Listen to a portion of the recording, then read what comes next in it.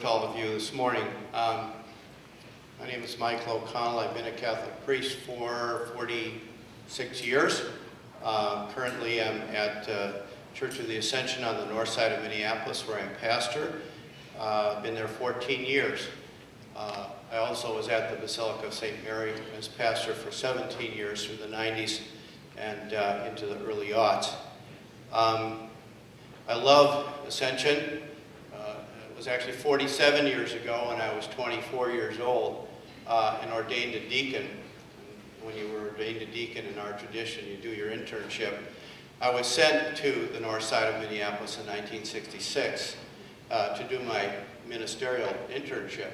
And I figure you guys all know your history. The middle 60s was when civil rights was really being defined in the 20th century. And the north side of Minneapolis was the crucible of where it was being defined in terms of issues around race and class and justice.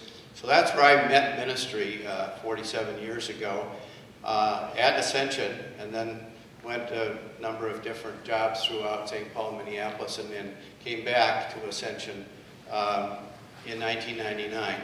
And I'm really blessed to be there. It's a community that lives life in abundance. Not material abundance, because it's a very poor community, but it has a great abundance of faith and family relationships. It lives life real. As a middle-class person, I find that there's an awful lot of stuff that gets between me and other people. I got to wade through the stuff to get to the personal. On the north side, you can't afford stuff, so we get to the personal more quickly. So it's a very blessed experience. When I was 20 and in college, my brother Billy was 10, and he was in a 5th grade classroom, and the nun, the sister that was teaching him, knew that his older brother, Michael, was studying to be a priest. And so she, the nun, thought, hey, this is a good opportunity to talk to the class about why Billy's older brother wants to be a priest. So she said, well, Billy, why does your older brother Michael want to be a priest? And he stopped and he said, he's too lazy to work and too short to get married. That tells you something about Billy. And he hasn't really gotten any smarter since. Another story about me is in my senior high school yearbook, right after my name, it says opinionated. Apparently somebody thought that described me pretty well back then. And actually it does. I love to ask questions. And you all can raise your hand even right now and start asking questions, or you can interrupt me if you want. So that's how we learn. We ask questions. I think being a Catholic, I'm not here to talk about the broader Christian world. I'm very close to many of its ministers, Lutheran, Episcopalian, Presbyterian, Methodist, and Evangelical. I know these people. I love them. They have taught me, Rabbi Zimmerman and I, and Makram Elamin, whom you will meet shortly.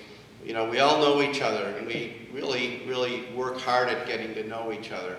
And the reason we do that is because we know we can learn something from each other. You know, my religious perspective isn't the only religious perspective. I know I can learn. I've learned from Rabbi, for 20 years. And it puts me in this opportunity to have to be able to try to explain what I believe. And so we have these very rich exchanges amongst us. We travel together. We've gone off to Israel. 12 of us did that back in 2007. So much of my faith is informed by knowing people of other faiths. I'm glad I'm Catholic. It's hard to be Catholic. Catholicism has gone through some real tests in the last many years. Real tests, especially in terms of how a few priests have treated vulnerable children, which is a horrible thing. It's a scandal. That's really, on a daily basis said to me, well, okay, why do you stay?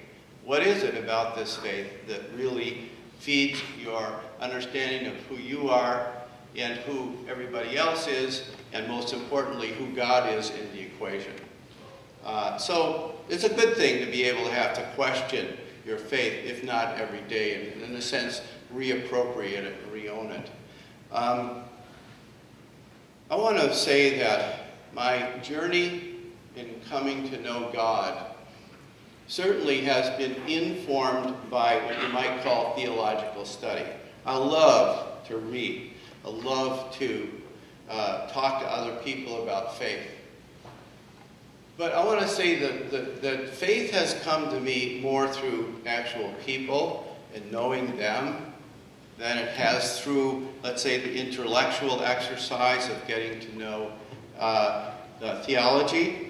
I think faith has been much more, for me anyway, and I think I speak for many Christians and Catholics, faith has been as much or more a journey of the heart about relationships than it is a journey of the head in terms of science. There's an ancient Christian saying that goes back to I believe the early 12th century, the 1100s. And it was, I believe, Thomas Aquinas or somebody else who said, theology, that is, trying to know God, theology, it's fides quaerens intellectum. Faith seeking understanding. Faith is something that's come to us through the people we grow up with, through the stories we share and what we understand God to be. And so faith is the journey of the heart, which is what we share with one another as people and what we believe. And it's the journey of heart seeking understanding. Science does help our faith. But faith starts in the heart. It's about a relationship that God has with us and we have with God. And through that relationship, we have with one another. So I don't think I have a whole lot of time here, and I could say a lot. I could, be here a lot. I'd like to start with some questions about Catholicism, about me, about why I really wanted to become a priest, because I'm tall enough to get married, and not what my brother said. Any questions about, hey, how much time do you get to have a Catholic priest in front of you? Fire away. Yes. Between you and all the other priests and people you know, is it kind of like a giant family? Between me and all the other priests I know, priests in the Catholic Church, is it like a big family? Yes and no. The same dysfunction as most families. Oh, thank you. Thank you, Rabbi. You're right. Well, yeah, I have an extensive relationship with the priests throughout our diocese here.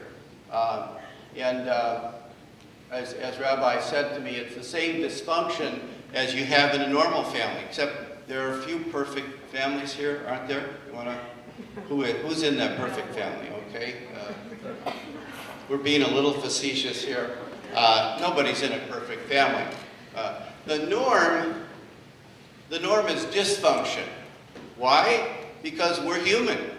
All right? That's the norm. It took me about 50 years to figure that out. I wanted it to be perfect. I needed it to be perfect until I found out that nobody's perfect. And I found out that that search for God and that search for meaning and that search for who am I supposed to be and what life is supposed to be about is a conversation amongst imperfect people, starting with my parents. Does that resonate?